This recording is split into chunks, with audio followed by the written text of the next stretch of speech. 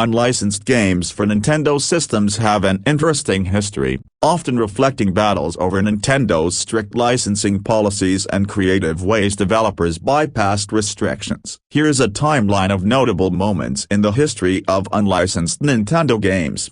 1980s. Early days of unlicensed NES games. 1985, a Nintendo releases the NES in North America and implements the 10NES lockout chip, requiring developers to obtain a license to release NES games. 1986 to 1989, Tengen, Atari, and Color Dreams begin developing NES games without official licenses. Tengen famously bypassed the 10NES lockout by reverse engineering the chip and released titles like Gauntlet and RBI Baseball. Color Dreams produced Christian-themed games under their subsidiary, Wisdom Tree. 1989, a Wisdom Tree, an offshoot of Color Dreams, releases Bible Adventures, becoming known for religious-themed unlicensed NES games. Wisdom Tree produced several Bible-based games, which circumvented Nintendo's policies by altering the cartridges to bypass the lockout chip. 1990s, unlicensed games go worldwide. 1998, Camerica, a British company, releases unlicensed NES games such as The Fantastic Adventures of Dizzy. Camerica's games were notable for using a special cartridge design that bypassed Nintendo's 10NES chip. 1991, a Codemasters,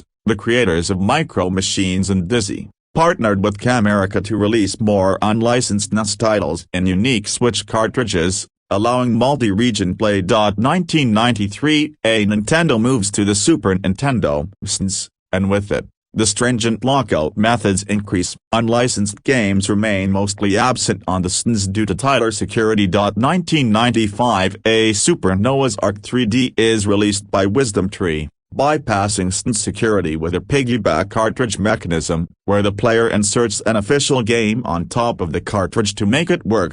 Late 1990s to 2000s. Emulators and the rise of ROM hacking. 1997, 2000, as emulation software grows popular, fans begin creating and sharing ROM hacks of NES and SNES games online, which effectively creates a new realm of unlicensed modifications and fan-made games. 2000, a savvy Game Boy Advance sees a small wave of unlicensed games and flash cartridges, but Nintendo's legal and technological efforts reduce the prevalence of unlicensed commercial games on newer platforms. 2010 to present, indie development and new platforms. 2010, a homebrew developers start creating NES and SNES games as collector's items, often distributed in limited runs. These unlicensed games, like Battle Kid, gain cult followings. 2017, a Nintendo launches the Nintendo Switch, and while the platform has a thriving indie scene, unlicensed physical games are rare. However,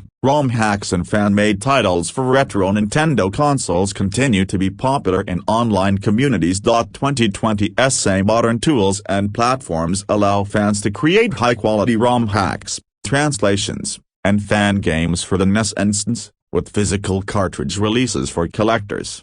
Unlicensed Nintendo games have transitioned from commercial unlicensed cartridges to a more fan-driven realm of ROM hacks and homebrew games. Nintendo continues to enforce copyright protections, but unlicensed fan games, especially for retro consoles, remain a passionate subculture in gaming.